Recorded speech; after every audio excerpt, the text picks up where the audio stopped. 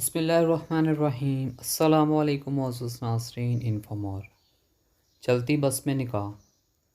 لاہور سے ایبٹ آباد کی بس میں جا رہا تھا۔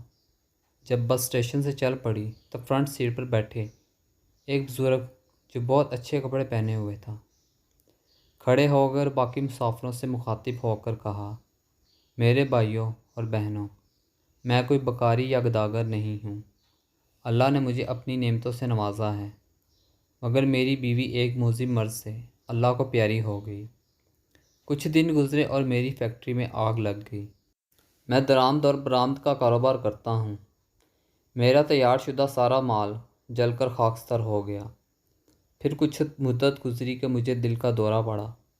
رشتہ داروں نے جب یہ محسوس کیا کہ اس کے برے دن آنے لگے، انہوں نے ہم سے رابطہ منقطع کر لیا۔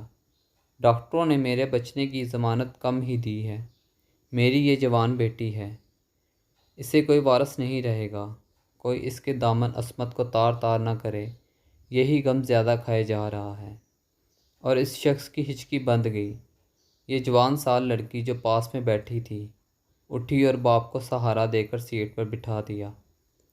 بس کی پچھلی سیٹ سے ایک آدمی کھڑا ہو گیا اور کہنے لگا، میرے دو بیٹے ہیں، ایک ڈاکٹر ہے، اس کا نکاح ہو چکا ہے، اور دوسرا یہ جو اس شخص کے آگے بیٹھا ہوا ہے انجینئر ہے، اس کے لیے دلہن کی تلاش ہے۔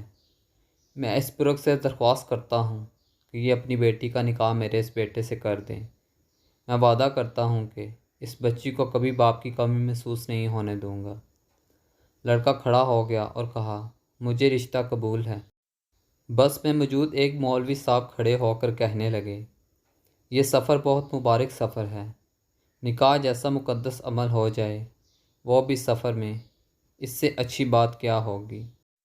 اگر لوگوں کو اعتراض نہ ہو تو میں نکاح پڑھا دوں۔ سب کہنے لگے، ماشاء اللہ، سبحان اللہ، الحمدللہ، اور مولوی صاحب نے نکاح پڑھا دیا۔ ایک اور صاحب کھڑے ہو گئے اور کہنے لگے، میں چھٹی پہ جا رہا تھا اپنے گھر والوں کے لیے لڈو لے کر، مگر اس مبارک عمل کو دیکھ کر سمجھتا ہوں کہ لڈو ادھر ہی تقسیم کر دیں۔ اس نے دلہن کے باپ سے مخاطب ہوتے ہوئے کہا۔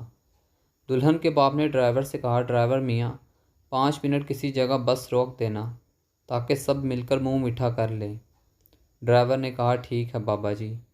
مغرب کی نماز کے بعد جب اندھیرا ہونے لگا تو لڑکی کے باپ نے ڈرائیور سے بس روکنے کو کہا اور سب مسافر مل کر لڈو کھانے لگے۔ لڈو کھاتے ہی سب مسافر سو گئے۔ ڈرائیور اور کنڈکٹر جب نیند سے جاگے تو اگلی صبح کے 8 بجے تھے، مگر دلہن اور دولہا، ان کے 2 باپ، مولوی صاحب اور لڈو بانٹنے والا بس سے غائب تھے۔ اتنا ہی نہیں بلکہ کسی مسافر کے پاس نہ گھڑی، نہ چین، نہ پیسے، بلکہ کچھ بھی نہیں تھا۔ ان کو یہ 6 ممبر کا گروپ مکمل طور پر لوٹ چکا تھا۔ تھینکس فار واچنگ انفو مور۔ ملتے ہیں نیکسٹ ویڈیو میں انشاءاللہ، تب تک کے لیے اللہ حافظ۔